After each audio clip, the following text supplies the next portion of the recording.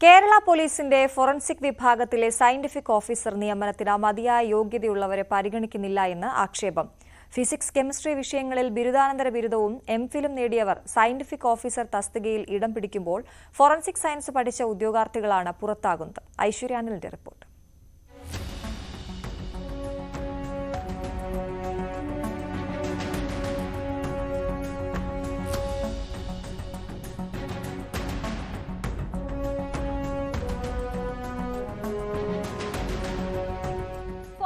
വിഭാഗം കുറ്റാന്വേഷണത്തിൽ ഏറ്റവും പ്രധാനപ്പെട്ട പങ്ക് വഹിക്കുന്ന വിഭാഗമാണ്.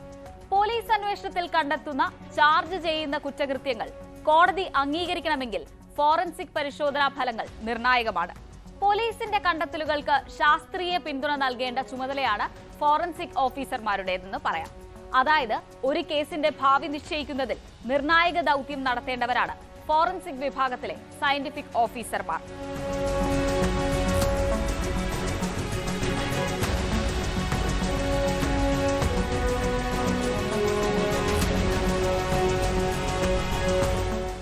നടത്തിയെടുത്ത് ശാസ്ത്രീയ പരിശോധന നടത്തുക, കൃത്യം നടത്തിയ ആയുധങ്ങളിൽ നിന്ന് ശാസ്ത്രീയ തെളിവുകൾ ശേഖരിക്കുക, സൈബർ കുറ്റങ്ങളാണെങ്കിൽ ഹാർഡ് ഡിസ്കുകളുടെയും മറ്റ് സൈബർ സങ്കേതങ്ങളുടെയും പരിശോധന, അങ്ങനെ സങ്കീർണമായ ചുമതലകൾ നിർവഹിക്കേണ്ടവരാണ് സയന്റിഫിക് ഓഫീസർമാർ.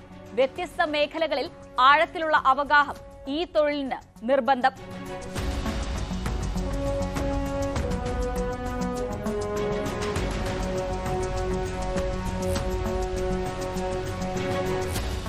എന്നാൽ ഫോറൻസിക് സയന്റിഫിക് ഓഫീസർമാരുടെ തസ്തികയിൽ ജോലി ചെയ്യാൻ PSC നിഷ്കർഷിക്കുന്ന വിദ്യാഭ്യാസ യോഗ്യത നമുക്കൊന്ന് പരിശോധിക്കാം.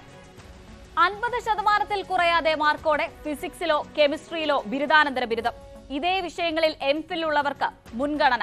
ഇത്രയും മതി സംസ്ഥാന പോലീസിലെ സയന്റിഫിക് ഫോറൻസിക് ഓഫീസറാകാൻ. വ്യത്യസ്തവും സങ്കീർണവുമായ കുറ്റകൃത്യങ്ങൾ പെരുകുന്ന ഈ കാലത്ത് ബന്ധപ്പെട്ട വിഷയത്തിലുള്ള അവഗാഹം PSC ആവശ്യപ്പെടുന്നില്ല. എന്നാൽ ഇത്തരം യോഗ്യതയുള്ളവരോ ഇത്തരം കോഴ്സുകളോ ഇല്ലാഞ്ഞിട്ടല്ല. വർഷം തോറും ഫോറൻസിക് സയൻസ് കോഴ്സ് പഠിച്ച് നിരവധി പേർ പുറത്തിറങ്ങുന്നുണ്ട്. പിന്നെ എന്തുകൊണ്ട് PSC ഇത് പരിഗണിക്കുന്നില്ല? ചട്ടങ്ങളിൽ ഭേദഗതി വരുത്തേണ്ടത് സർക്കാരാണെന്ന് PSC പറയുന്നു. അതിനുള്ള നടപടികൾ തുടങ്ങിയിട്ടുണ്ടെന്ന് സർക്കാരും പറയുന്നു.